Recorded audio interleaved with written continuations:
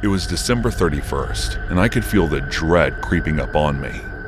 This day, along with its counterpart, January 1st, are the 2 days I despise the most. The reasons for my distaste are multifaceted. First, I fail to see the logic in celebrating the arrival of a new year, when in reality, another year is always just around the corner. Secondly, the hypocrisy of people who make fake resolutions only to break them the very next day is baffling to me.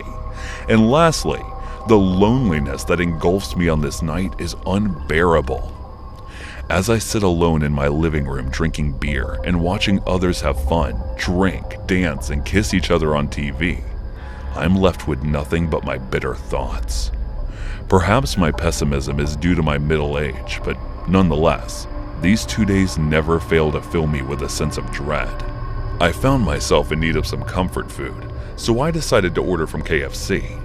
Despite knowing how unhealthy it was, I wanted to indulge in some hot and crispy chicken wings. As I pulled out my phone and opened the KFC app, my Instagram notifications started flooding in. I felt a pang of annoyance when I saw a notification from Tiffany, who had posted pictures of herself at the New Year party she had gone to. I quickly turned off the notifications and focused on placing my order. I selected my favorite chicken wings and added some sides to the cart before finalizing the purchase. Despite feeling a little bitter about everything, I was looking forward to my KFC order and the temporary comfort it would bring. I kept switching between different channels on my TV.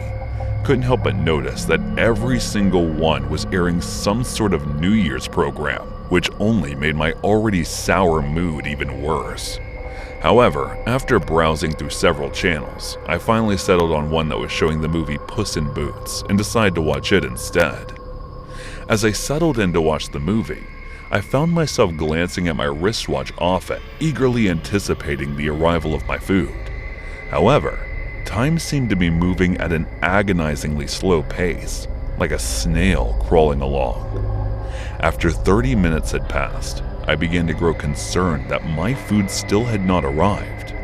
I quickly opened up the food delivery app to check on the status of my order, which revealed that the delivery person was only a minute away from delivering my eagerly awaited meal. While I waited for the delivery guy to arrive, that 1 minute seemed to crawl by agonizingly slow. After what felt like an eternity, I heard a loud bang on my door, and I immediately assumed it was the delivery man. My heart racing with anticipation, I walked over to the door and peered through the peephole to confirm. But to my surprise, I didn't see a delivery executive standing there. Instead, there was a disheveled-looking man wearing a dirty brown shirt that looked like it hadn't been washed in days. His presence sent a chill down my spine, and I felt an ominous feeling in my gut. The man didn't knock or ring the doorbell again. He just stared at the door. Suddenly, he glanced around, and I noticed he was about to put his eye on the peephole.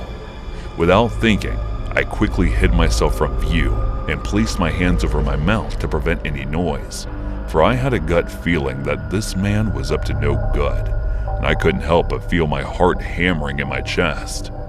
The ordinary night that I anticipated to be dull and uneventful was swiftly turning into a spine-chilling horror movie. I was at a loss for what to do, how to protect myself from the eerie presence lurking outside my apartment. However, before I could even gather my thoughts, I heard a voice. It was the delivery guy who had arrived with my food order. He called out to the stranger, asking if he was the only one who had placed the order. I peered through the peephole and saw the stranger trying to grab the bag of food from the delivery guy. The delivery guy, sensing that something was off, asked the stranger to confirm his identity. That's when things took a turn for the worst. The stranger's demeanor changed in an instant, and he lashed out at the delivery guy with startling ferocity. I could see the fear in the delivery guy's eyes as he struggled to defend himself. In that moment, I felt as if everything was happening in slow motion. I could feel my heart pounding against my chest as I watched the creepy stranger attack him. Realizing the gravity of the situation, I grabbed my cell phone and dialed 911 to report what was happening. As I waited for the police to arrive, I witnessed the creepy stranger taking out a sharp object. Panic set in as he lunged and stabbed the delivery guy. That was when the sirens of the police car pierced through the air and the man ran off. It was a terrifying experience, but thankfully, the police arrived on time and sent the delivery guy to a nearby hospital. I told them everything that happened, and the police began searching for the man. However, they couldn't find him. The authorities were never able to locate that man, which was even more unsettling considering the fact that he was still outside, waiting for a chance to attack someone. Though I never saw him after that night, the dread I once associated with December 31st and January 1st had intensified tenfold following that harrowing encounter.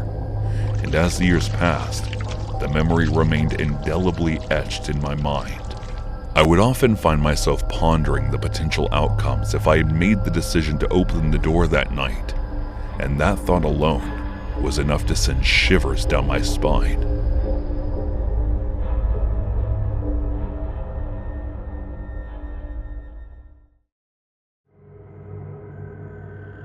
I was living with my boyfriend Mike in his apartment for the past couple years. Mike asked me to move in with him after a full year of our relationship, and I was so in love with him that I agreed without giving it a second thought. I guess I shouldn't have, because then I would not have experienced something this horrible in my life as I did. I mostly had the night shift at my work, so it was rare that I was able to give Mike much time, but I always prepare surprises for him on weekends to make him happy. It was one night when a little fire broke out in the office pantry during the first hour of our work, so they let us leave early for the night. I was happy to give Mike a surprise and plan some naughty stuff to do with him, but I think that it is true that when you're too excited, your crying days are about to begin. As I unlocked the apartment door, I saw a naked woman give him Mike a blowjob in the living room while he was sitting there enjoying it with his eyes closed. A word, I walked into my bedroom. They noticed me and Mike rushed after me, but I closed the door and looked from the inside. I took out my suitcase and started packing my things. Did not want to think about what went wrong there in our relationship, so I just continued packing stuff. One thing I was sure about was that I'd wasted 3 years of my life for this bastard, and I was not going to waste another minute of my life after him. When I was done packing, I opened the door with the suitcase in my hand. He was standing there in front of the door with a towel wrapped around his waist, and the girl was sitting there naked on the sofa. Without saying a word or looking into his eyes, I started walking towards the apartment door. "Stella, don't leave. I'm sorry. Stella. Please hear me out, Stella." As he kept saying all this, I walked out of the apartment and then the building. I continued walking with an empty mind in the middle of the night. The only thing that came to my mind was that I should go to my parents' house. I looked around hoping to find a taxi, but I was not in any luck, because there was not even one single taxi in sight. Even though I had never done it before, I decided to hitchhike to my parents' house. So I took up my thumb, hoping to get a ride from someone. That was when a car stopped in front of me. The guy who was driving asked me about my destination, and I revealed it to him. He told me that he was going in the same direction and that he'd be more than happy to drop me off. It felt awkward to me, but I thought that it must be because it's my first time doing so. I got in. He started asking me some personal questions, but I was not in the mood to reply either of them, so I strictly told him not to ask such questions. He got quiet after that, and it was good for me because I was disturbed enough that I did not want to speak to him or think of any of that thing. About 15 minutes passed in complete silence, and that was when he turned his head towards me and asked me to show him my private parts. I looked at him in surprise because I could not believe my ears. He gave me a creepy smile and reached out of his hand towards my breast. I slapped his hand away and asked him to stop the car in response. He looked at me angrily. I could not believe my bad luck. First Mike and now this creep? This day could not get any worse. I continued screaming at him and told him to stop the car. He did not do so. Instead, he started to try to grab me and kick me in response, making the car lose control. And then we got into an accident. I was on the verge of losing consciousness when I noticed him passed out and bleeding from his head. This was my chance to get away from him, and I tried to open the door. I don't know how, but in the process of opening the door, a glass fell on my hand, and my index finger got slid off and rolled over to the back seat. I did not have enough time to pick it up, and I had to get away from there before he woke up. So I somehow managed to get out of the car, and after that, I took my phone and searched for the nearest hospital. It wasn't very far away, so I dragged myself to walk there. Only I know how I managed to keep myself conscious all that time, even after all those injuries and the blood that was dripping out from every part of my body. I somehow managed to bear the pain until I reached the hospital, and as soon as I reached the hospital, I passed out. As I was losing consciousness, I saw two nurses rush into my side. When I woke up, the doctors asked me what had happened, and I explained everything as far as I could remember. They reported this to the police for me, and the search for that blue car alone began. My finger was completely gone, and there were injuries on my neck and head as well. I don't know how Mike got the news, but he came to the hospital the next day. He was crying and begging me for my forgiveness, asking for me to give him a second chance, but I did not have enough energy in me to even look at him or speak to him again. So I simply ignored his presence, and I blame him for my condition, and I always will.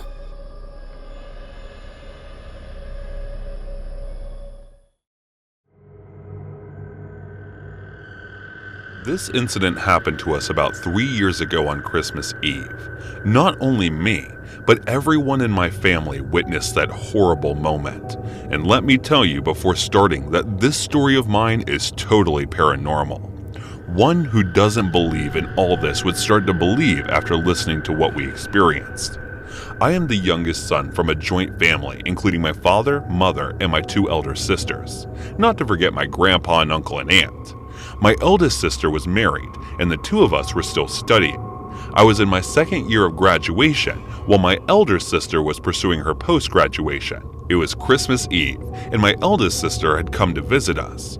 She was not the same sister she used to be before getting married. She was a lot quieter and almost spoke to no one. She seemed like a doll who would only do what had been provided as input. We also asked our family doctor to look at her condition, but she said she was normal and just might be having some stress or something. At first, we believed that she might have a fight with her in-laws or her hubby, so we didn't bother her and tried to act normal in front of her. It was Christmas Eve day. The date was the 25th of December, 1977. We were busy decorating our Christmas tree, and my sister was sitting quietly on the sofa right in front of us.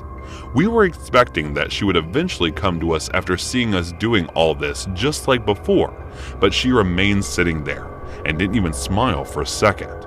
Suddenly, something odd happened to her. After finishing the decoration, I took some sweets and went to her so that I could make her eat even a single bite of it, but instead of eating, she fainted in my arms. I grabbed her and shouted out loud to call my dad and others. She was breathing heavily, and something like white foam or saliva was coming out from her mouth and nose. We all got scared, and my dad and I lifted in our hands and ran to the car. My uncle helped us load her inside the car. We all drove to the hospital as fast as we could. We took her to the nearest hospital where the doctor examined her and claimed she was suffering from food poisoning. He told us that there was nothing to worry about and gave some tablets to her and asked us to take her, as she was all right. She just needed some rest.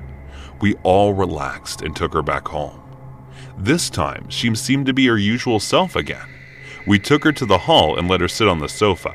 We were discussing her medicine when all of a sudden, her whole body started shaking like crazy. We all ran to hold her up, but she didn't stop shaking for a few minutes. After that, she lay down while opening her eyes, and all she was pointing to was the ceiling. We were asking her what happened to her, but she wasn't reacting at all. My dad ran to the kitchen to fetch some water for her. All she was doing was staring at the ceiling without even closing her eyebrows. After that, she started to chant something. I don't know what she was muttering, but no one could understand her language. We all got really scared and ran to the hospital again with her. After reaching the hospital, the doctor checked her again. Even now, she was muttering those same words which were completely out of our knowledge. The doctor examined her again, this time more carefully to ensure that he might have made a mistake before. But even this time, the result was the same, and she was totally normal. The doctor asked us to take her to a mental asylum as there was nothing he could have done to help her. He believed that my sister was mentally weak and she needed proper treatment. But we knew that she was not like this before her marriage. We refused to go and took her back home. After reaching home, my dad called her in-laws to ask if something happened to her that was responsible for her condition, but he was completely unaware of this. They all came to see my sister. For a moment, a verbal fight broke out between my dad and her father-in-law. My sister was completely aware of all this, and she was still looking at the ceiling. We had never experienced something like this. I was sitting there the whole time, just beside her, holding her hand. I just wanted to get her well. After discussing with her in-laws for some time, my dad and uncle came to me and told me that she will be fine very soon. I didn't know what they discussed, but I believed him. After about half an hour, our doorbell rang. My dad stood up and went to open the door in a hurry, as he already knew who was at the door. It was none other than the father of the Holy Church, which was about 5 miles from our house. He came to my sister with a cross in his hand and a bottle of holy water in his other hand. He asked us to catch her as hard as we could. I couldn't understand all this, but all seemed to be like the horror movies I watched during my childhood days. He just remembered Jesus and threw some holy water upon my sister. Suddenly, she became furious and started struggling hard to get herself free from our grip. All of a sudden, I was feeling a ton of power inside her, but we tightened our grip and didn't let her go. Father started to chant Jesus' holy words. As far as I remember, he was reciting, "Ooh, dirty soul, leave her body in the name of Jesus. Leave her sister in the name of Jesus." After listening to this, she started breathing heavily and shouting and screaming loudly. She was not the same sister I knew. Her voice felt like a man, and she was a lot more powerful than a girl should be. Somehow, that was exactly similar to the movie scenes I watched a few days ago. I can't forget her face. She tried to bite me and opened her mouth almost thrice her normal size. This chanting and holy water thing went on for the next 10 minutes, and at last, suddenly, she felt powerless and fainted. The father stopped his chanting and put a locket of crosses around her neck. He told us that now she will be all right, and left from there. My sister kept on sleeping for continuous 4 hours after that. Meanwhile, we were waiting for her to wake up. We wanted to know whether she was all right or not, and everything went on as we expected. She woke up and came to us. We were waiting to hear her voice, and now she was all right. It felt like we had heard her voice after ages. Now she was completely all right, and after a long struggle, I got my sister back. This whole incident was too scary, and I don't think no one ever experienced what we went through. I just wish everyone happiness and well-being.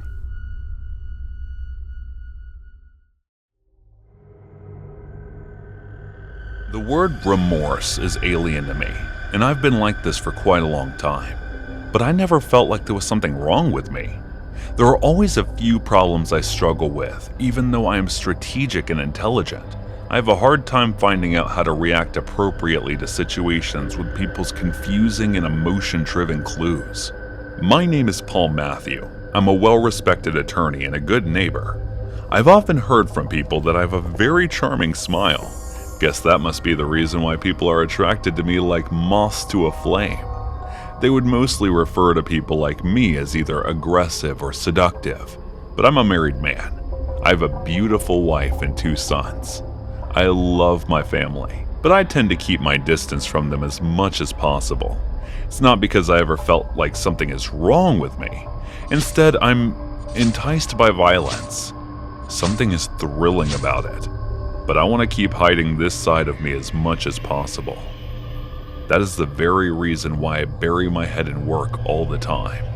No one knows about it, but before my wife, there was this girl I was interested in. She was nice, shy, and everything. But the day we started dating, her behavior changed, and she became demanding. I started ignoring her because I knew what I would do if I met her. But she kept pestering me, challenging my patience time and time again. So one day, I finally asked her to meet me for coffee. The feeling I kept having about her, I knew people would refer to it as wrong or not okay, but I couldn't help it. As I was sitting there waiting for her, rage kept reaching my brain, and I was calm, so no one would be able to tell what was going on in my mind. As she entered, my mind suddenly filled with a purpose, and I was still feeling as calm as ever. I stared at her while blinking my eyes. The adrenaline started flowing in me, and the taste in my mouth felt metallic. She walked toward me, sat across from me, and started complaining while looking at the menu. The rage in me multiplied tenfold. The multiple images started to spring into my mind, catching me in a megalomaniac fantasy.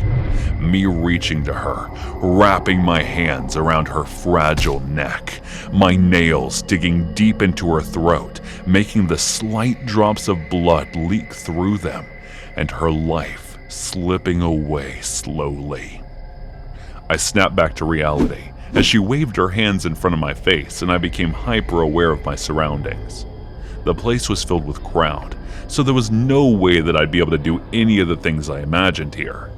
An annoying couple was sitting beside the table next to mine, an old man with a girl half his age behind me, the waiter who kept roaming around taking orders and delivering them, and a group of girls sitting on the table left from us. As I was observing them with an equal focus on Ella sipping her coffee while looking at her phone, she looked up to me, making eye contact. As she noticed me being unfazed by the eye contact, she tilted the corner of her mouth and continued sipping her coffee. After finishing up the coffee, she got up annoyed and left the cafe while I was left to pay the bill. And when I was done, she was nowhere to be seen. I tried calling her, but she did not answer any of my calls. As I was annoyed and going back to my apartment, I used an escalator that was closed for some reason. A man called out to me, whom I presumed was a metro worker, and asked if I was blind for not seeing the yellow sign. I looked around and there was a yellow sign, but he continued that he was pissed on people like me for never following the rules. I kept my silence and continued staring at him, as he said I trespassed because the escalator was already closed and I had broken the law. His tone was ticking me off, and I continued staring at him, which I guess made him feel uneasy. So he changed his tone to a rather polite one and said, "Be careful next time not to trespass." He patiently kept looking at me for a mere few seconds, hoping to get a reaction or answer out of me, but then turned away by the lack of my reaction. He may have thought it was okay, but not for me. It wasn't. What I was feeling at that moment, most people might refer to as just snapped, and that was exactly the case for me. I stood there, watching calmly as he continued doing whatever he was, which I guessed alarmed him as he sneaked a peek at me. My hyper-awareness could feel him going haywire, and the cold sweat forming on his forehead, which was rather amusing to watch. After that, he started walking away from me, and I started following him with silent yet steady footsteps. The way he was walking seemed like he would start running at any given moment, but he didn't. I was hoping for him to walk to a deserted hallway where I could find him alone and do whatever I wanted with him. As I followed him, I was feeling so focused on every action that he was making, I didn't realize when a smirk formed its way to my lips. But then he walked out of the building to the crowded area, making me feel even more annoyed. I didn't give up following him. Instead, I made our distance to the point where he would not be able to notice me anymore. As he was walking forward, continuously looking left and right with unease, thinking I was still following him, he went into a supermarket. I followed him there as well, but it didn't matter. I lost sight of him. I spent a few more minutes looking for him, but when I couldn't find him, I found an exit. I walked back to my apartment building thinking about how I failed twice today into teaching those people the lesson they deserved. As I was walking inside the apartment building, my gaze went to the elevator, and a smile found its way onto my lips. As I climbed the stairs to my apartment, I thought there was no way I was going to let them go so easily, as I already knew where to find them.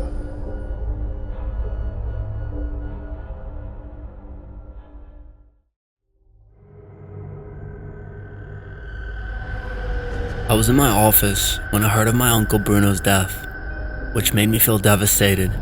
While growing up back in Ohio, Uncle Bruno was the only person I was close with among my other relatives. But after getting into college, I moved to Texas and was only able to make my visits occasionally. After getting off work, I decided to go directly to Ohio from my office. So I took out my car from the driveway and started driving towards my hometown. I called my mom, letting her know that I was coming and I was on my way. She asked me to pick up a suit on my way because they were going to arrange the funeral the next morning. While I was driving, I started reminiscing my past with Uncle Bruno. How he used to play hide and seek with me, how he taught me how to play baseball, and how he used to sneak up gifts for me from my mom's eyes. Remembering all those sweet moments made my eyes wet with tears, and I could not stop them from flowing down. As I was lost in these memories while driving, I noticed a girl showing her thumb from a distance trying to hitchhike. I thought about what a girl was doing in such a remote, unsafe area, and at this time at night on top of that. So I decided to give her a ride and stop the car. She asked me where I was going and I told her that I was headed to Ohio. She did not disclose her destination. Instead, she said that it was right before Ohio and she would tell me where to drop her off, which I understood. Being a girl and hitchhiking on a stranger's car could get pretty dangerous. But I wasn't the kind of guy who would ever do anything to a girl. I asked her name, but she kept quiet. So I understood that she didn't want to talk and decided to quietly drive to our destination. You know, it's strange that if you're driving alone silently, you don't notice it, but if there's someone in your car while the ride and there is silence, you suddenly become pretty aware of it. I was driving at a safe speed when I noticed the gas station that was there, and she spoke only to ask me to make a stop because she needed to go to the bathroom. I stopped the car and parked it near the gas station. She got off and went to the bathroom. It had been over 15 minutes since she went to the bathroom, and I was waiting for her. Still, I had no choice. I continued waiting. Another 10 minutes passed and she still had not returned from the bathroom. I thought about leaving her for once, but then I looked around the area and it did not seem safe, even for a man, let alone a girl here. That was when she returned and apologized to me, saying that the bathroom door got stuck when she was trying to exit, and she struggled to open it since it was hard for her. I told her it was okay, and that if she needed help, she could have called for me, but again she kept quiet. So I started the car and drove towards the destination. It was a long drive till we reached Ohio, so I told her to take a shut-eye if she felt tired, but she did not, and continued to stay awake while the ride was going on. I understood she might be worried about me taking advantage of her, but I had no such intention, and being a stranger, there was no way I could have convinced her about that. As I was continuously driving for hours without taking a rest, I started to feel a bit tired and sleepy. And thank God, I'd already brought some energy drinks when I was leaving the town. So I took them out and started drinking them. The girl turned her head towards me and started staring. Oh, this? It's an energy drink. I was feeling sleepy and so I took it out. Do you want one? I have another one with me. I asked her and she shook her head no and turned her head to the road and continued looking out there for the rest of the ride. As we were about to get to the border of Ohio around 4 in the morning, she asked me to stop the car near a store and told me that I could go. I asked her if it was safe for her to stop here and she told me that she lived nearby and someone was coming to pick her up soon. After wishing her goodbye, I drove to my place and reached there about half an hour or so. When Mom asked me if I packed a suit or not, I told her that I forgot, and in response, she said that she already knew and told me that she had asked someone to buy one for me already. I went to Uncle Bruno's room. Everything looked the same as I left. Every corner of the room, the house, everything was filled with memories of him. I asked Mom if Cousin Frank was coming, and she told me that he would reach by evening. Frank was Uncle Bruno's son, but he was very selfish and greedy. He was always only after Uncle Bruno's property, which Uncle Bruno denied ever giving him. But I guess he was still his son, and may have even loved his father. Same evening, instead of Frank, a call from the hospital came informing us that Frank was met by an accident and was admitted to the hospital, and that was on the outskirts of this town. I went there to check on his condition, and he was seriously injured, specifically his hands, which were broken in a manner as if someone intentionally did that to him. When he regained his consciousness, he started shouting that the girl with the lion tattoo did that to him. It was weird that the girl that I gave a ride to also had a pretty visible lion tattoo on her neck. He was admitted to the hospital for a few days.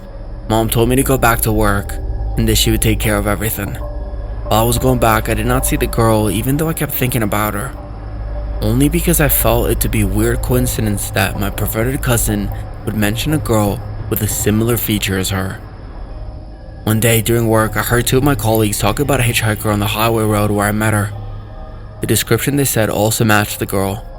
According to them, the girl hitchhikes, and if the person giving her a ride tries to take advantage of her or anything, she punishes them in a way that they never forget.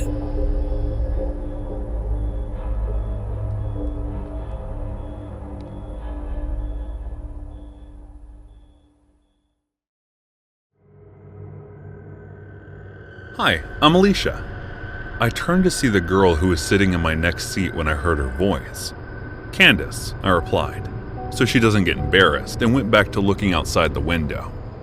I was thinking, since the two of us are sitting together and it's a long journey ahead of us, could you share any of your troubled life experiences with me?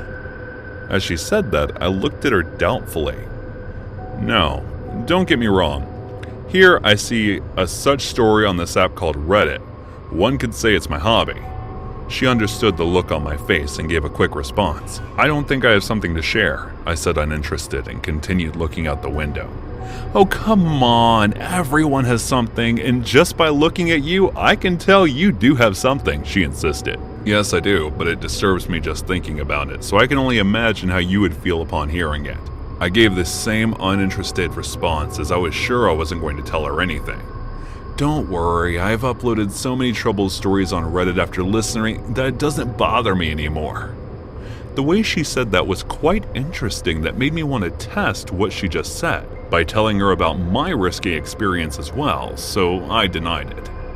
She continued persisting for more than half an hour, annoyingly repeating the same things and promising that she would not put my name on the story anywhere if I didn't want it, and I stared at her for a while trying to decide if I should tell her or not. But then I thought, sharing it won't be that bad. So I started telling my story. I once lived in a village that was situated near a remote area of Montana in high country, which was far away from many other populated areas. The reason I went to live there was because I was on the run after stealing highly confidential material from this company, and my father's people were hunting me like crazy. Living there was the safest option for me at the time, so I chose what could save my life and started living there.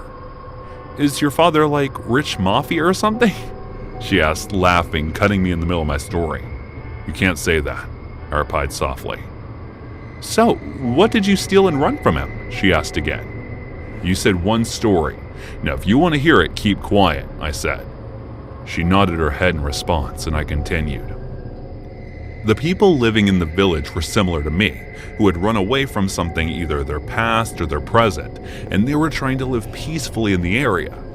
Despite the area surrounding the village being barren, the land of the village was quite fertile, so they had everything that could be necessary to fill the belly. It was just like living in the old times. I managed to stay there for 15 days and was planning to stay longer. But one night when I was taking my stroll, just like usual, 3 men of the village walked to me and started asking me questions. When I did not give a proper reply, they started to force themselves on me. I always carried a taser and a knife with me for self-defense, so I managed to incapacitate the 2 of them. But one can never be too careful, so I took out my knife and stabbed them to death. The area was a bit far from the village, so I didn't think I needed to hide the bodies since I had never seen anyone come around this area. Leaving them for scavenging animals, I headed back to the village. The same night, I heard a knock on the hut's door I was staying in, so I went ahead to open it. It was Terry, a woman whom I had been well associated with since the day I entered the village. She asked if she could enter, and when she came in, she told me that tonight she went near the remote area and found the dead bodies of the people who lived in the village. I tried to act as shocked as I could, but then she started asking me weird questions which seemed as if she was suspicious of me. You may have seen them too, right, since you're the only person who takes strolls in that area. So why didn't you inform others about it? She asked as she doubted me. If I say I didn't see them? I replied in a calm voice. I saw you going there around the same time those people went there, but only you came back, she said. So what are you trying to imply? I killed them? I looked into her eyes as I asked this. She turned back to leave, and I knew she'd go directly to others and inform them about me. Knowing that I was going to regret the choice that I had made at that very moment, I still acted on it. I walked toward her and incapacitated Terry by using the taser, and I stabbed her to death as well. I somehow managed to hide her body within the hut, but I knew people were going to find out sooner or later and they would kill me. Thinking that I had no other choice, I decided to do something terrible. I was well aware of the fact that everyone was asleep, so I went where they stored and grabbed the gasoline cans. Then I went around the village and put it everywhere, since there were only about 10 to 15 huts. It wasn't all that hard to sneakily throw gasoline everywhere. When I was done, I set the village on fire, going out of there myself. As I was walking away from the place as it burned, I could hear all the screams that were coming from in there. After walking non-stop, I finally came across a store from where I stole a pair of clean clothes and some money to travel. And then I got on the bus that could lead me to the city where my dear father is. You deliberately set fire to kill people? After hearing the story, Alicia looked at me with wide and terrified eyes and asked. The fluttering expression in her eyes could tell that she was deciding whether to believe me or not. You're the one who wanted to hear some story, so I gave you the story, I said calmly, and turned my head to the window and started looking outside. You're not making it up, are you? And why are you going back to your father? She asked with her voice breaking and trembling. To kill him, of course, I replied, as I continued to look outside the window of the bus I was in.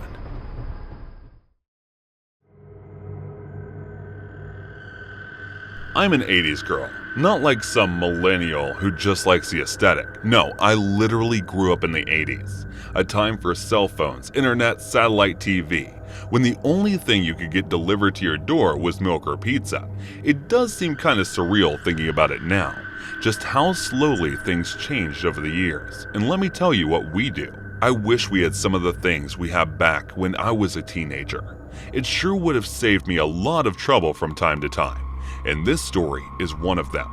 Until I'd saved up enough money for my own car, I'd have to walk to and from work whenever I couldn't wrangle myself up a ride. And that turned out to be most days.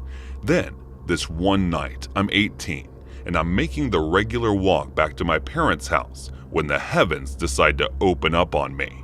Out of absolutely nowhere, to pure Noah's Ark level of rain that had me running for cover. I mean, don't get me wrong, some rain I'm good to walk in, but this was like I'm going to drown levels of rain.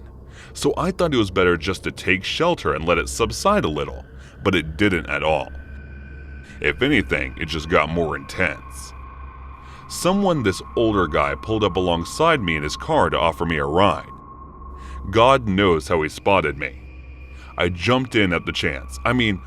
I saw what was obviously a Bible just sitting there on the dash, and I bet anyone who would have done the exact same as me and accepted the ride without so much as a second thought. But it didn't take me long to realize I'd made a very, very bad decision. So I got to open the passenger side door of the guy's car. The handle creaks and groans, but doesn't respond right away. This prompts the guy to open up his own door, which seems to open the first time to tell me that he's been having problems with her for years and that I need to really pull. I do, and give the thing a good yank. Hearing a metallic screech, the door finally opens up so I can climb inside and out of the rain. He apologizes and tells me the doors are a real son of the gun. How it doesn't open from the inside and then the windows won't roll down either. He literally tells me this when it's too late to do anything about it. And although I'm not nearly ready to freak out or whatever, the fact that I'm technically trapped definitely made me feel less comfortable.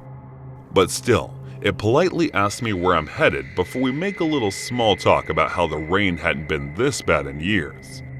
After a while, he began complimenting my uniform, my hair, and told me I looked like his late wife and that her spirit must have led him to help me get home.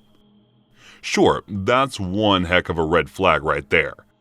But at the time, I don't know. It just came across as sweet as all, like a lonely older guy who pinned for a late wife.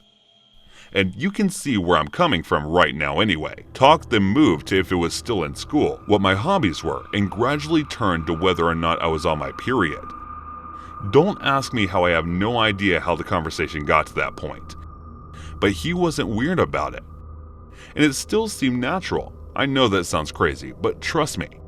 It's like he was about to make a joke or something, and it was about as wholesome as period conversations got. And the way he talked was like parental, if that makes any sense. Needless to say, I didn't freak out until he said very calmly, because once you blossom into a woman, you should start a family as soon as you're able. As unregistering what he'd said, he goes on to tell me that he believes that God plans to keep him lonely for years, like a test or something. But now, because I look so much like his late wife, who was clear, I was meant to be his. So we could start life over again and finally have lots of children like his wife was unable to.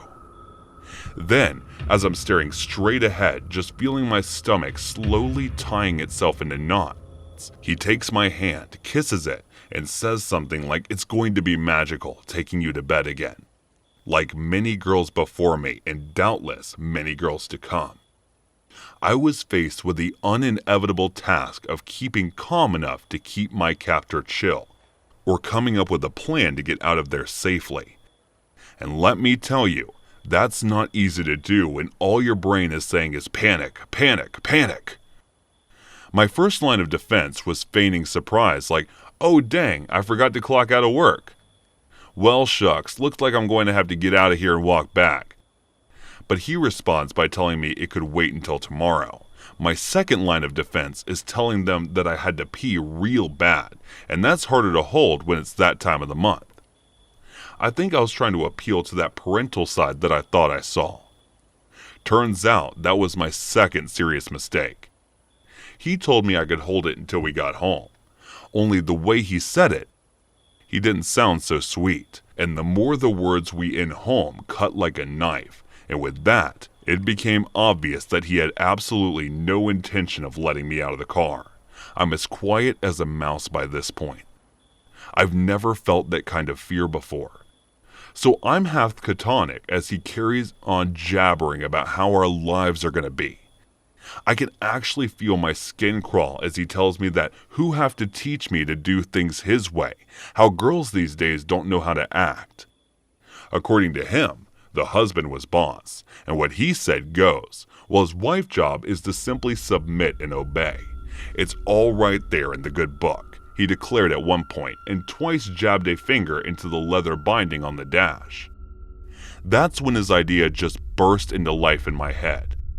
One that took me all the way back to the handful of Sunday school lessons I had as a kid. If this guy wanted to marry me, he needed my father's permission. Otherwise, our marriage bed wouldn't be holy, or something like that. I mean, I knew that for a fact. So I innocently made the point as non-confrontationally as I could, and from the period of silence that followed, I knew I'd struck a nerve. When he finally spoke again, he talked down to me, saying he knew the Bible much better than I did, that obviously he was going to ask for my father's permission. Then we got to the street where I previously told him I lived. He asked which house is my parents'. I gave him a fake house number far away from mine and had him drop me off there. He wanted to come inside. I told him I needed to let my parents know that God had sent me a husband. He couldn't just walk up in there uninvited if he wanted my dad to say yes to the whole thing. I said it might take a few days to convince them that they should come back tomorrow. He responds with, I'll give you a few minutes, but we need to be on our way. I told him to drive around the block so I could have time to pack my clothes. He nodded, and finally opened the car door. I ran to the house door, waving him until we drove away, then sprinted to my actual house where I told my parents everything.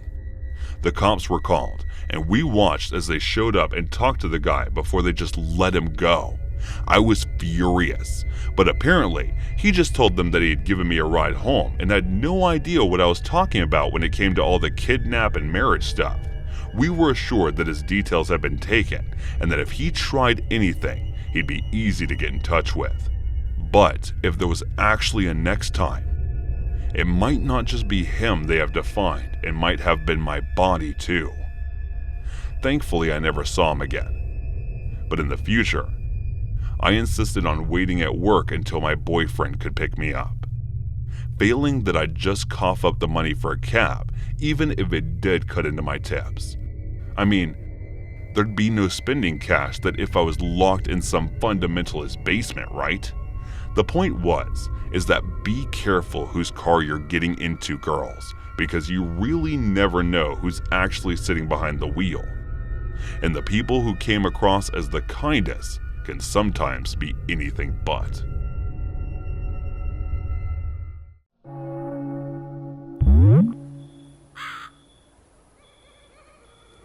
So, this started about 3 years ago when I was 18. I was using Tinder when some usual rando texted me and we started talking. The usual, what are you doing, what are you up to, etc. Then the rando started to sound depressed about how everyone hated him and occasionally talking about how he should end it all.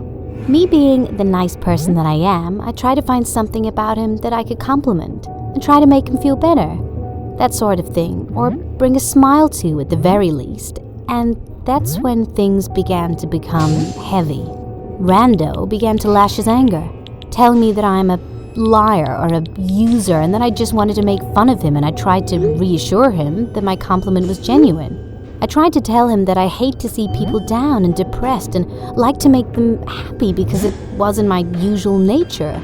Now I had been in his shoes before with severe insecurities, so I know how he felt. After he finally began to feel that my compliments were real, he started to get really attached to me and started berating me with messages.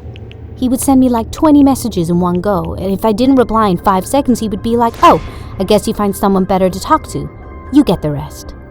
It began to get frustrating, and I could have just blocked him to relieve my headache, but I have anxiety and feared that he would turn up at my doorstep and do something drastic if I blocked him. He also started sending me nudes to grab my attention, to reply instantly to his messages, and it got worse and worse from here. Eventually, he told me that he would be in my town soon and talked about meeting somewhere, sometime, and doing something. I didn't reply, and he flipped out and started tapping all of my social accounts, Facebook messages, friend requests, Instagram follows. One night, I went out with some of my friends for a night out, and I forgot that he was in town for the weekend. He saw me walking down the street and came up to me and bawled his eyes out for not replying to him and begged me for my phone number and address and whether he could join us on our night out. And we politely refused. He followed us further and tried forcing drugs into my hand when we got to the bar. Infuriated at how clingy he was, I decided to go back home, only to realize that he boarded the same bus as me and vanished only after he saw the place where I lived. He started texting me on Tinder how he would find me one day and find my friends to get my phone number. This was it, and I finally blocked him. And I thought I was done with it. This whole experience had really put me off dating people who have high insecurities only out of fear that this experience would be repeated. But something like this would happen again. I have been trying to stop over-complimenting people too much out of the fear that this experience would happen again. It has been 3 years, and I haven't seen him since.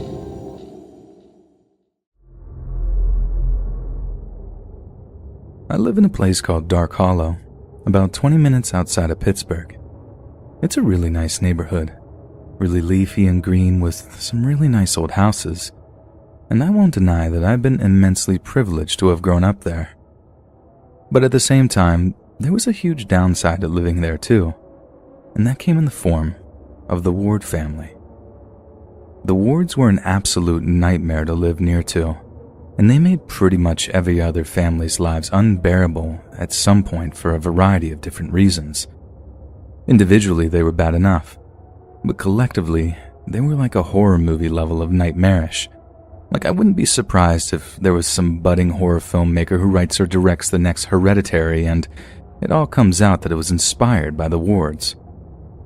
The patriarch of the family was named Winston, or Win for short, but Being one of Wynn's neighbors was nothing short of a serious loss. Now, for reference, I had most of my encounters with Wynn when I was a teenager, and being a girl, Wynn always took a certain liking to me that he just didn't show to other people. He was always sickeningly polite with me, the kind of polite that verged on weirdly flirtatious. To other people, it probably just seemed like he was overly nice, maybe a little socially awkward. But being alone with Wynn or in situations where there weren't close observers, that was a different situation entirely. There were a handful of occasions where I caught Wynn looking at me in a way that made my skin crawl. He had a hunger in his eyes, like this beastly, ravenous look, like he wanted to eat me alive. His eyes would glaze over and his lips would curl up ever so slightly in this horrifically perverted way that always made me feel stupidly uncomfortable. There was one time when I bumped into him in a convenience store near to downtown Pittsburgh. After he said hi and made a little small talk, he seemed to follow me around the store for a little while. He acted all innocent, making out like he was just browsing stuff in the aisles, but at some point, he got way too close to me. I think I was just too nervous to actually do anything about it. I didn't want to make a scene or cause any unnecessary conflict. After all, what would I tell people? Mr. Ward stood near me in a store? Anyways, when he was standing close to me, I heard him sniffing the air, like taking these big inhalations of breath through his nose, almost like he was trying to smell me. I couldn't walk away fast enough, and in the end, I left the store without even picking up what I went in there to buy. Like I said, he was overly nice to girls and women, but an absolute monster to any boys or men who happened to catch him in the wrong mood. He once ran out of the house with a baseball bat when my big brother used their driveway to turn around once. And the way he told it, if he hadn't driven away as fast as he could, Mr. Ward probably would have done some damage to his car. Then there was his wife, Maggie. Maggie always wore way too much makeup. I mean, so much it looked really jarring, and she plucked her eyebrows really thin. I'm pretty sure she was a good few years younger than Wynn, but the way she made herself up made it seem like she was 20 or 30 years older and was just trying to look younger. Maggie was famous for sitting out on their porch and knitting, which I think contributed to the whole old person vibe she gave off. Only she didn't really ever seem to be knitting anything. I remember walking our dog around the neighborhood and getting a look at the tangled mess of yarn she just seemed to be poking needles into. It was like a lime green spider web, just a tangle of thread she stared at like she was in some kind of trance. She also had this talent for turning super happy sounding innocent nursery rhymes into the creepiest sounding things, singing them all slow and deliberate in a sing-song voice that sounded like a combination of a creaking door and nails on a chalkboard. I remember one time when we got some of their mail delivered to our house by mistake, and my mom made me go over to drop it off. Mrs. Ward was sitting on their porch, poking these dirty-looking knitting needles into a tangle of yarn and singing, "Ring around the rosy, a pocket full of posies, ashes, ashes, we all fall down." When she looked up to see me standing there with the mail in my hand, she acted all scared, which was nuts because I think I was way more freaked out to be over there. But she thanked me for bringing the mail over anyway. Yet before I turned to leave, she asked me if I knew what nursery rhyme she was singing. I nodded, and she asked if I knew what the origins were. I said no. And she went on to explain to me that the song had its roots in some old plague that had swept across England. I think she meant the Black Death, but I can't be certain. She said the ring around the rosy part was a reference to a rash that was a symptom of the disease, and a posy was a collection of herbs that was carried to mask the scent of rot that the dying people were said to have given off. Then she tells me that the all fall down part was a reference to people dying from the plague. I don't know how true any of that is, but Jesus, it freaked me out to have her tell me that in her weird scratchy voice with her face all painted up like some circus clown. Their younger son, Jacob Ward, was a total freak. He was obsessed with Native American culture, which I'm not saying is a bad thing at all. But Jacob was totally toxic about it. It was rare that you'd see that kid and he didn't have his face painted or have this grim homemade headdress on or whatever. He also liked to run around with a bow and arrow that his parents insisted was totally harmless and use those cartoony sucker tip arrows. But there are a lot of people, myself included, that swear that they'd seen him using actual sharp tip arrows on a handful of occasions. He'd aim them at you, pull the drawstring back to the point that you'd actually run for cover, but he never seemed to fire any, and you could never catch him using them whenever there were any grown-ups around. They actually got a social worker called over at some point because a few people had seen Jacob walking around with dead squirrels or pigeons. I'm not sure if he'd shoot them himself with his bow and arrow or they were just roadkill or something, but it was alarmingly enough to enough people that they actually had a visit from someone. Although whether or not that actually came to anything, I don't know. Then finally, their older son was this kid named Johnny. Johnny was the kind of kid that growled at people in high school when they got too close to him, and before he got expelled for fighting, did something seriously messed up. Apparently he asked this girl to go out on a date, some super pretty but super nerdy girl who happened to be his lab partner. She says no, and Johnny doesn't take it very well at all.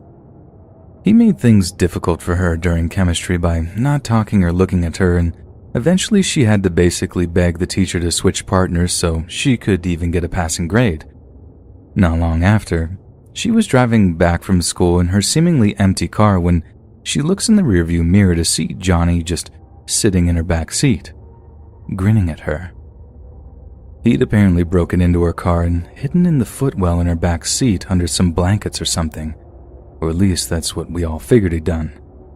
She was so scared she crashed her car and had to spend a week in the hospital. All Johnny got was a visit from the cops and a warning to stay away from her, and somehow it was all just blamed on teenage hijinks. I think maybe because the girl's family were too scared of the wards to press charges or whatever. I'm sure there's more to that story, but that's all I know of that. When the for sale sign finally showed up from the ward's house, I think Dark Hollow was about ready to throw a big party to celebrate them leaving, and after they did, they became something of an urban legend, basically a campfire tale that only a handful of people really knew was actually true and not something we made up to scare people.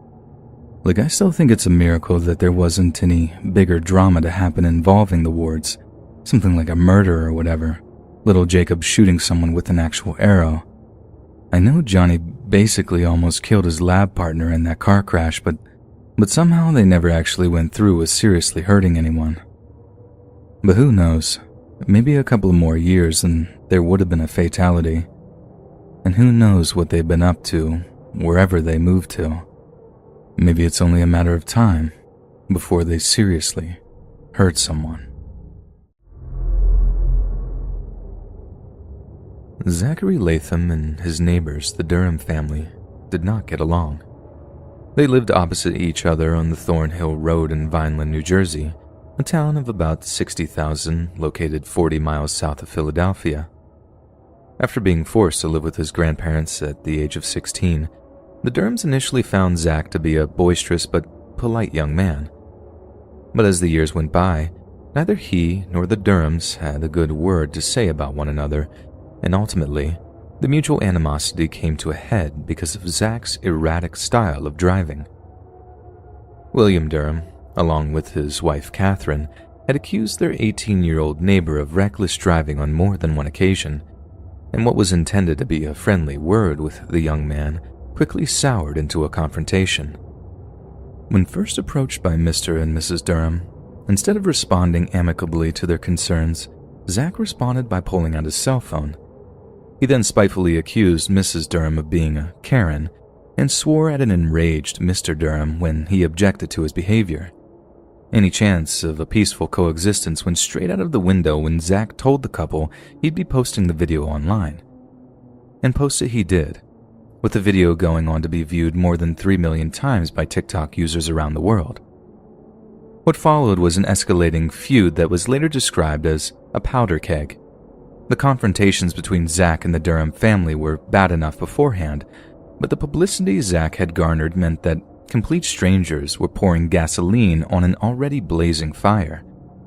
Hundreds of comments on the TikTok video of the argument between Zach and the Durhams urged him to cut her tires, egg her house, or the ominously vague, go after her. Apparently, a few weeks after the recorded confrontation, Mr. and Miss Durham were minding their own business and getting on with some housework when Zach pulled up next to them in his car. Hey Karen," he is reported to have cried out. "We went viral, Karen. I made you famous." The exposure had a terrible effect on the Durhams' mental health and were even recognized around their New Jersey hometown, much to their chagrin.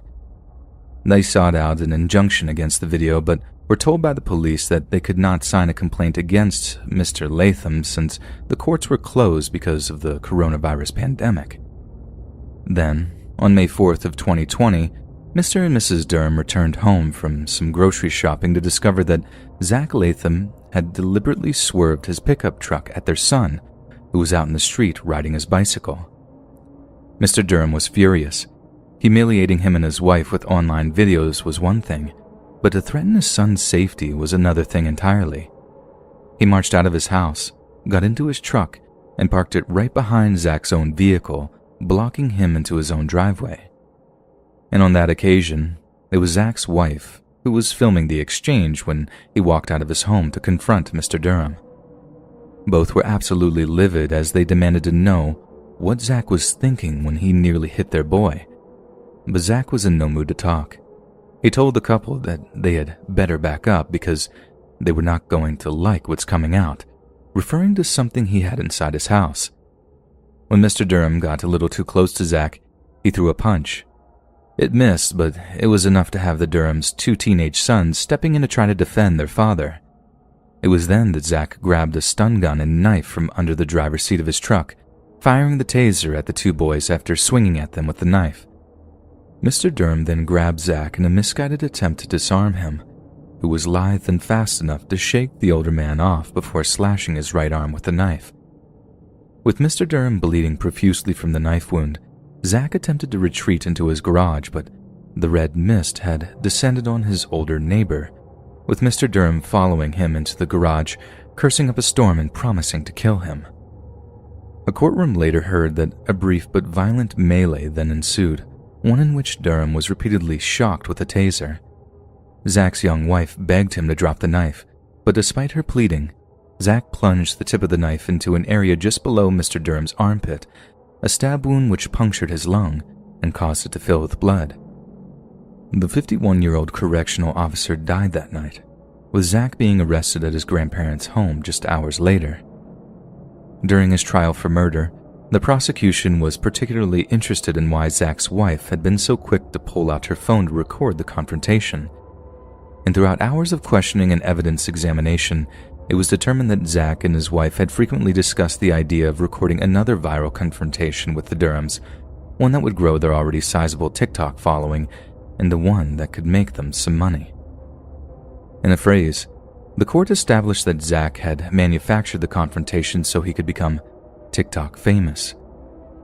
If Latham was in fear for his or Sarah's safety, they both would have retreated inside, called police, and stayed there, the prosecuting attorney stated.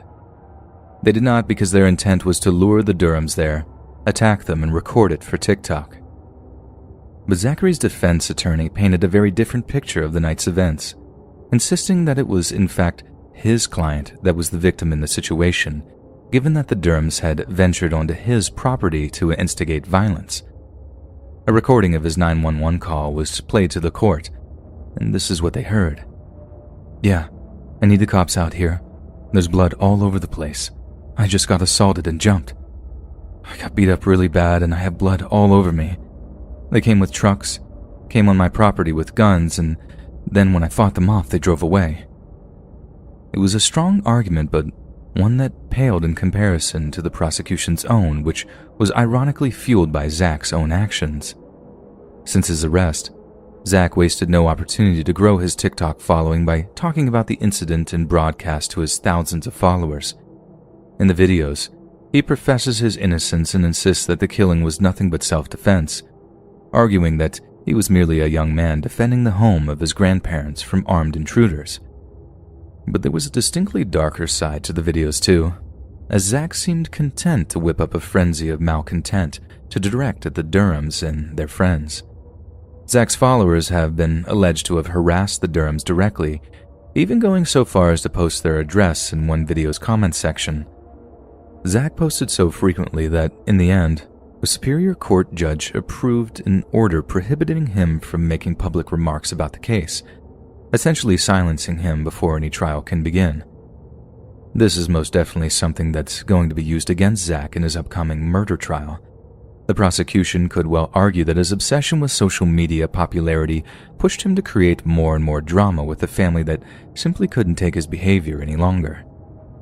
Zach has documented his harassment of the Durhams. He filmed himself pushing a regularly suburban family to their limits, and when they finally snapped, he had someone ready to film that too.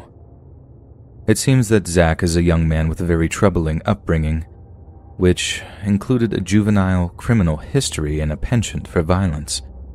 Whether or not you believe that Zach was just defending himself, or that he manufactured the confrontation, he has most certainly used his notoriety to foster a larger TikTok following, and that is something that is going to reflect very badly on him during his trial. Some people will do anything to be famous, but whether or not Zach killed a father of two over something as fickle as fame is something only a jury can now decide.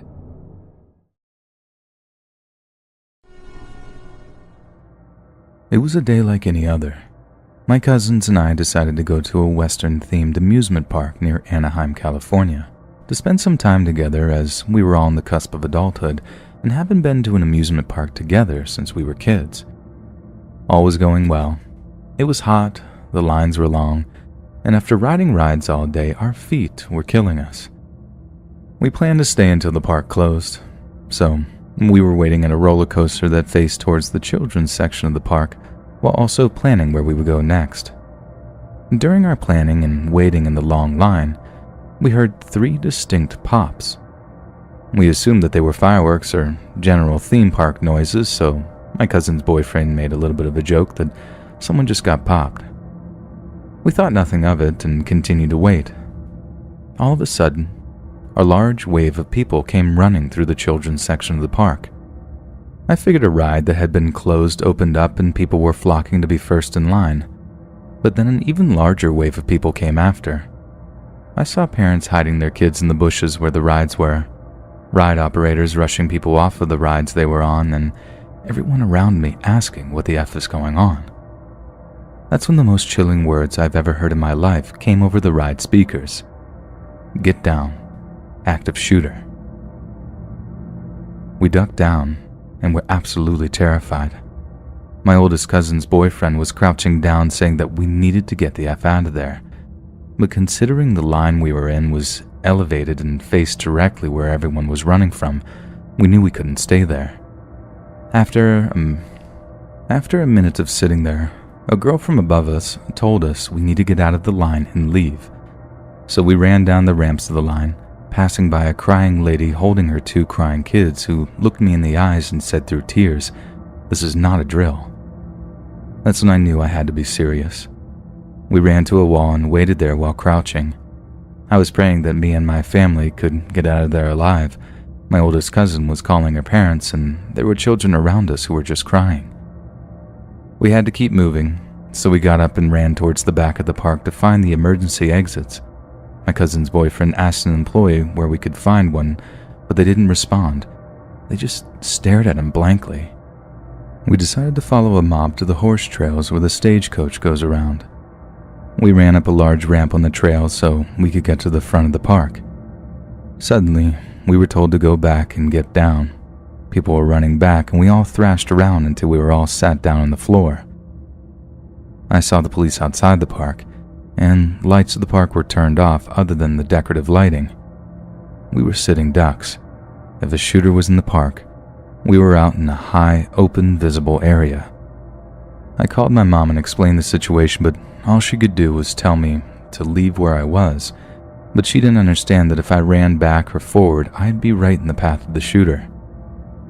I looked around to see hysterical people, A father was having a breakdown because his daughter wasn't with him. A girl was crying because she was alone with her little brother. And the one that got me the worst was a little boy who came to the park to celebrate his birthday, sobbing and telling me that he just wanted to see his daddy again. I tried to reassure him that he'd be all right and that he'll see his father again, but that he has to stay quiet and behind us. Earlier, my one cousin let her little sister wander off with her two friends while we went to ride the roller coaster, and we had no idea where she was, so they ran off by themselves to go and look for her. We were stuck up there for 10 or 20 minutes. My youngest cousin was crying, and her sister was going to start crying after seeing her. It was just chaos. But eventually a group of people came from behind us to cross the bridge. We followed them to the bottom of the ramp, to which we were met by an employee who informed us the shooting was a drive-by and that we were safe to leave the park. We walked out, all shaken up, and my mom told me that we should still be careful as they could come back. Once we got to our car, we made sure our one cousin was all right. They found their sister and her friends in a candy shop, hidden with a ton of kids crying. Once we got on the freeway, we were home free and could finally breathe. The whole experience was traumatic, to say the least. While we may not have been in too much danger looking back, not knowing where the shooter was and the panic of all the people in the park combined left all of us hesitant to go back to an amusement park for a long, long while.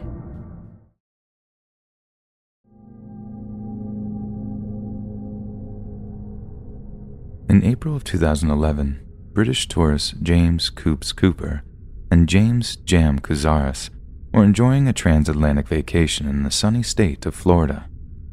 25-year-old Coops and 24-year-old Jam had first met at the University of Sheffield in 2005, when both were fresh-faced first-year students.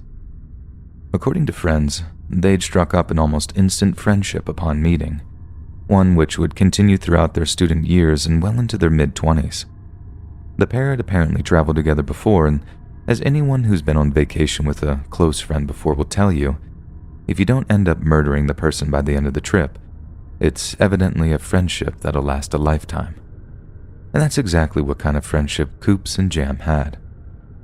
Like most of the nights they spent in Florida, Jam and Coops whiled away the midnight hours by drinking beers, munching down the exquisite seafood of Sarasota, and generally being typically British in a place that defines the United States in so many different ways. The night of April 15th was no different, and as the late night ticked over into the early morning, Jam and Coops decided they better call it a night. They thanked the staff of whatever bar they were in, then proceeded to walk back in the direction of their hotel. But in reality, navigating their way through the dark Sarasota streets proved much easier said than done, and it wasn't long before Jam and Coops were stumbling along alleys and avenues that they didn't recognize. Not that it was a problem for either of them. Witnesses say that they were laughing and joking as they walked, spirits high due to the fine weather and strong alcohol. How could they possibly know that wandering into the Newtown neighborhood of Sarasota will be the single worst mistake of their lives? As Jam and Coops continued to stumble through the muggy Florida night, they heard a voice from behind calling out to them. It was a 16-year-old boy named Sean Tyson, who had apparently heard the two men's accents and had been following out of simple curiosity at first. But Tyson's intentions had quickly shifted from a harmless curiosity to those of an opportunistic predator. He wasn't quite sure where the men were from, but he recognized that they were both very, very drunk. Despite just being 16 years old, Sean was an experienced stick-up artist and often carried a .22 revolver for the explicit purpose of relieving the unwary of their valuables. Some of his neighbors even said he was fond of firing off rounds into the air as a way of both celebrating and intimidating. Upon seeing the young man, it's entirely possible that the drunk and jolly Coop and James would have thought they'd simply made a new friend, a new traveling companion, and someone that could possibly point them in the direction of their motel. But Sean Tyson didn't want any new friends. He wanted their money, and he wasn't shy about letting them know it. At first, the two Brits thought he was asking for money, and they were more than willing to lend him some. They were flat broke from their night of drinking, and they did have a few dollars in change to hand over. But that wasn't enough for Sean. He wanted large bills. He wanted their phones and wallets, and he wanted them handed over fast. It's only then that he produced the handgun, something that let the two friends know that he wasn't messing around. It had the exact reaction he intended it to have. In the UK, it's not straight up impossible to own a firearm, but the government and police make it so expensive and bureaucratically irritating that most people who begin the process give up trying to obtain one. So, generally speaking, when a non-military, non-law enforcement British person sees a firearm, it can provoke a deep reaction of awe, surprise, or even fear. And when Jam and Coop saw the revolver in Sean's hand, any potential fight that might have been in them evaporated entirely. Again, Sean determined that the now terrified friends hand over their cash, but there was a problem. It seems that both men had swapped a large amount of British currency for US dollars at the very start of their trip. This would serve as their budget and ensure they didn't overspend. Any other money in their possession was back in their hotel room, the same hotel they were struggling to find in their drunken state. Jam and Coops must have been absolutely terrified as they tried to explain this to young Sean, offering up their phones and other valuables in substitute. Sean took them without so much as a second thought, but didn't believe for a second that the two were strapped for cash. To them, they were tourists, walking dollar signs who were just holding out on him. To the two British tourists, the interaction was surreal in the extreme. They were on holiday, according to their parlance, on break from their dreary lives back in the UK. They weren't wrapped up in the subtleties of US gun laws, nor were they aware of the risk it would incur. All they had to do was show their prospective robber that they had no money. After that, all they had to do was extract themselves from the volatile situation. Walk away. Just walk away. It's what we're told to do when conflict arises. But what do you do when that conflict chooses to follow? Because that's exactly what Sean did on that humid Florida night. He followed Jam and Coops, revolver in hand, demanding they turn over their non-existent cash. We can only imagine how terrified the two of them must have been, faced with the kind of threat that would be almost alien to them, a nightmare that had become a tangible reality. The point at which Sean Tyson lost his patience with the men is unclear, but we can be quite clear that he had been following Jam and Coops for quite some time before he finally decided to act. According to his line of thinking, they were lying to him, trying to punk him. Tourists were made of money, and the two in front of him just needed proper motivation to hand over their cash. "Since you don't have any money," Tyson said, approaching Coops from the rear, "I got something for you." Tyson thrust the barrel of the .22 revolver into Coop's side and pulled the trigger. The bullet ripped through his liver, kidneys, and intestines, a kind of horrendous penetrative pain that the young Brit had never felt before in his life. Coop's knees buckled almost as soon as the trigger had been pulled, a grunt of pain escaping him as he hit the concrete. For Jam, the terrifying reality of the situation hit him like a ton of bricks. This complete stranger, this young man that seemed no older than a teenager, he just mortally wounded Jam's best friend in the world. All he could think to do was beg for his life, collapsing to his knees beside his wounded friend whilst looking up at their attacker. "Please, mate, we're just on holiday," he's believed to have said. "We're drunk. We don't have any money. Just please don't kill us, please." Tears formed in the young man's eyes as his friend writhed in pain on the concrete. At this point, Sean Tyson must have expected the pair of friends to give up whatever money they had stashed away. Only, they didn't. The unhurt of the two simply begged for his life. Only then did it really occur to Sean that they had been telling the truth the entire time. We can only assume that to an experienced stick-up kid like Sean, this was nothing short of an embarrassment. His instincts had been entirely wrong. He wasn't going to make any worthwhile cash out of it, and what's worse, he had an attempted murder beef coupled with a witness who had seen his face, heard his voice. He even knew which neighborhood police could find him in. There was only one way the encounter could end, and that was with Sean being the only person that walked away from it. And so, with his victim still begging for his life, Sean Tyson raised the revolver, aimed it at Jam's head, and pulled the trigger. He emptied his remaining 4 shots into the chests of each man, finishing them off. Then, soundtracked by a chorus of barking dogs, Sean Taylor picked up the shell casings that were lying on the tarmac, but he wasn't quite done yet. Sean proceeded to pull off the 2 men's blood-stained t-shirts, as well as pull their trousers down to their knees. It's not clear why he did this. Some believe it was a way of humiliating the 2 Brits in death. Others seem to think it was a last-ditch effort to locate any hidden cash either of the men were in possession of. But what's self-evident is that when the cops finally arrived on scene, the street looked more like the site of an execution than a robbery gone wrong. In the hours following the shooting, Sean gave the shell casings and the murder weapon to a close friend of his, instructing him to bury both in his backyard. However, instead of following the instructions, Jermaine Bain then sold the revolver for $50. This would prove to be their undoing, as police traced the gun back to him, and also the shell casings. When the cops threatened to charge him with murder, Jermaine rolled on his buddy, telling the cops that Sean had been the one to kill the 2 British tourists.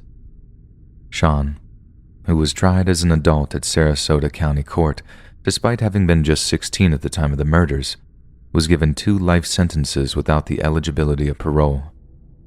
Before sentence was passed, 2 of the British pair's friends read out impact statements to the court. For every painful detail of their deaths I have endured, for each disturbing photo I've been exposed to, I'm still glad I have this opportunity to look into your eyes and try to explain the pain that you have caused.